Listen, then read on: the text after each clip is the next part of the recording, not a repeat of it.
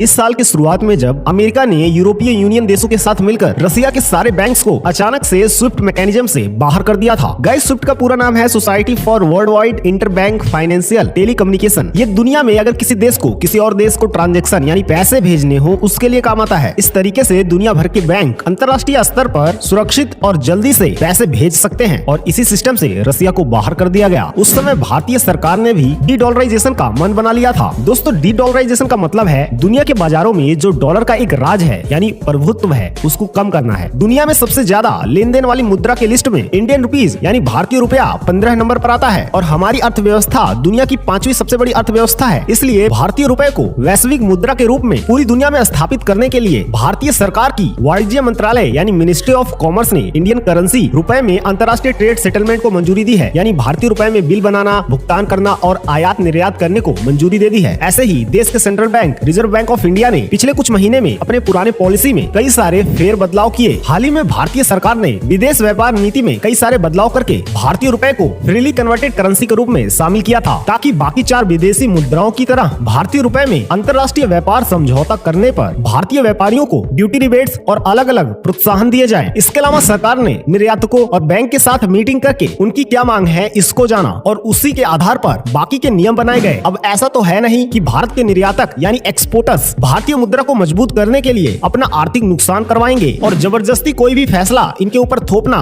गलत होता। इसलिए भारतीय सरकार ने इन सभी चीजों को समझा और अंतर्राष्ट्रीय व्यापार समझौते में जो व्यापारी भारतीय रुपए का इस्तेमाल करते हैं उन व्यापारियों और निर्यातकों को कई प्रकार के ड्यूटी ड्रॉबैक्स देने शुरू किए, निर्यात शुल्क पर छूट देना शुरू किया, एक्सपोर्ट प्रमोशन कैपिटल गुड्स यानी ईपीसीजी इंसेंटिव की घोषणा की और कई सारे इंसेंटिव यानी प्रोत्साहन राशि की ऑफर की गई। शुरुआत में यही लगा था सबको कि भारतीय रुपया यानी इंडियन रुपीस इतनी जल्दी मार्केट्स में असमानता नहीं पैदा कर पाएगा और इसको 2-2.5 साल और लगेंगे। तब तक भारतीय सरकार को भी कई सारी कमियां पता चलेंगी जिनको ठीक करने के लिए और नई नीतियां लाने के लिए भारतीय सरकार को और भी समय लगने वाला है और उसके बाद जाकर कहीं धीरे धीरे इसका असर देखने को मिलेगा। लेकिन गर्व की बात यह है कि डी डॉलराइजेशन को भारत में अभी 6 महीने भी नहीं हुए हैं, भारतीय एक्सपोर्टर्स ने भारत के सरकार को रिजल्ट देना शुरू कर दिया है। इस आर्टिकल में आप साफ देख सकते हैं जिसमें लिखा है इसके मुताबिक निर्यात पर रुपए का दबदबा बहुत ही जल्द 8 से 10 बिलियन डॉलर छूने की दिशा में आगे बढ़ रहे हैं। निर्यात पर रुपए के दबदबे का मतलब है जिस भी निर्यात के लिए भारतीय निर्यातकों ने भारतीय रुपए में पेमेंट रिसीव किया है यानी व्यापार समझौता भारत की राष्ट्रीय मुद्रा रुपए में किया हो। दरअसल federation of Indian export organisation जो भारतीय निर्यातकों की सबसे बड़ी ट्रेड बॉडी है उसने इस चीज की जानकारी दी है कि भारतीय रुपए में व्यापारिक समझौते बहुत ही तेजी से आगे बढ़ रही है और अब भारत के निर्यातक बहुत ही तेजी से भारतीय रुपए को अपना रहे हैं, जिसके चलते आने वाले समय में ये 8 से 10 बिलियन डॉलर पहुंच जाएगा भारतीय रुपए में, यानी 70 से 80 हजार करोड़ के गुड्स यानी सामान की पेमेंट इंडियन रुपीज में आएगी। रिपोर्ट्स के मुताबिक इस सफलता के पीछे हमारे सबसे अच्छे दोस्त रसिया का सबसे बड़ा योगदान है, क्योंकि इस समय भारतीय रुपए में सबसे ज्यादा व्यापार रसिया के साथ ही हो रहा है। भारत और रसिया की सरकारों ने भारतीय रुपए में व्यापार करने के लिए सारी तैयारी बहुत ही तेजी से पूरी की, जिसके चलते अब भारतीय व्यापारियों को सारी पेमेंट भारतीय मुद्रा यानी रुपीज में मिल रही है। रिपोर्ट्स के मुताबिक अभी यूको बैंक ने एक्चुअल पेमेंट प्रोसेसिंग शुरू नहीं की है और जब वो शुरू कर लेगा